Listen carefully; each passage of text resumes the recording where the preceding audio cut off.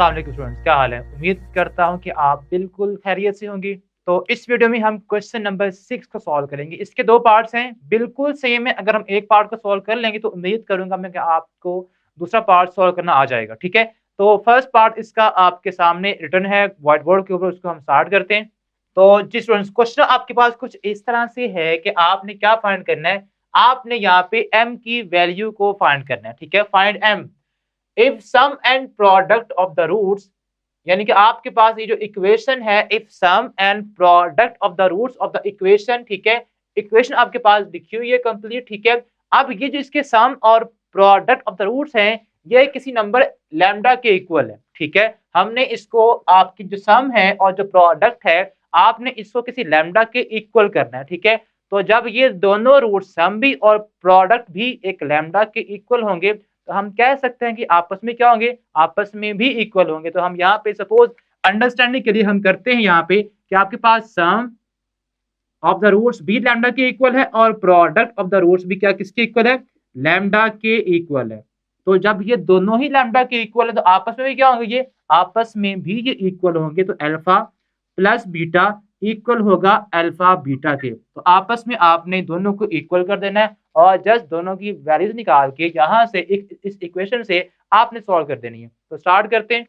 तो सबसे पहले हम फाइंड करेंगे सम ऑफ द रूट्स, ठीक है? किसका? इस इक्वेशन की। तो आपके पास क्या होते हैं? उसके लिए आपको पहले इसको आपने कंपेयर करना होगा विद जनरल क्वाड्रेटिक इक्वेशन के साथ, जो कि किसके इक्वल बनेगी? जो कि हमारे पास आ जाएगी ax square plus bx plus c is equal to 0।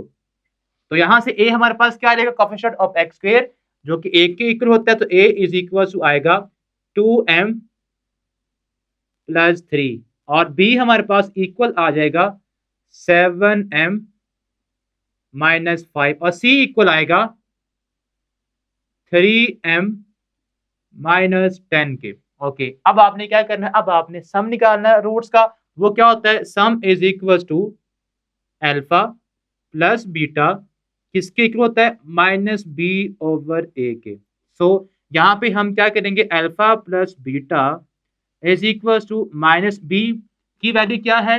7m minus 5 over ए की वैल्यू आएगी जो कि हमारे पास 2m प्लस 3 के इक्वल है, 2m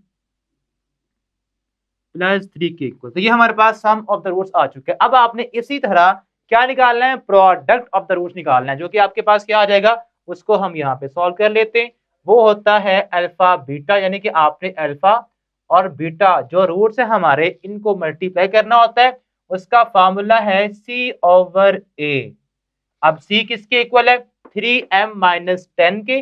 so alpha beta is equal to 3m minus 10 over A हमारे पास इक्वल है 2m प्लस 3 के। सो ये हमारे पास आएगा 2m प्लस 3 के। अब आपने क्या करना है? अब आपने यहां से, जैसे कि हमने स्टार्ट में बात की थी कि सम ऑफ द रूट्स, आपको इक्वेशन में sum and product of the roots किसके इक्वल है? इक्वल है लैम्डा के। तो हमने क्या करना है? दोनों जो इक्वेशन बनती है उनको आपस में इक्वल कर देना है लैम्डा के। तो हम क्या करेंगे? यहाँ पे आप कह लें कि सम अल्फा प्लस बीटा किसके इक्वल है? लैम्डा के इक्वल है। और इसी तरह इनका जो प्रोडक्ट ऑफ द रूट्स है वो भी किसके इक्वल है? वो भी लैम्डा के इक्वल। जब दोनों लैम्डा के इक्वल तो आपस में भी क्या होंगे? आपस में भी ये इक्वल होंगे। So alpha plus beta is equal to alpha beta.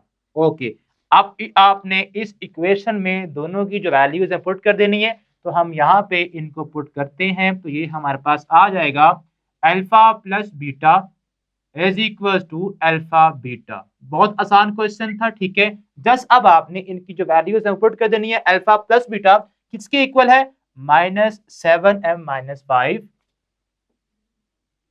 7m minus 5 over A हमारे पास था 2m प्लस 3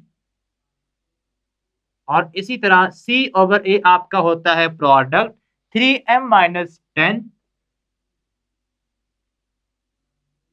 ओवर ए आपका दोनों में सेम है नीचे डिनोमिनेटर। तो आप देखेंगे कि हम इनको कट कर देते हैं। जब दोनों सेम है इक्वल साइज की, ठीक है, तो आपने उस दोनों डिनोमिनेटर्स को कट कर देना है। तो अब आपके पास ऊपर जो न्यूमरेटर्स हैं वो बच जाएंगे, माइनस का हो जाएगा -7m प्लस 5 हो जाएगा, और यहां से 3m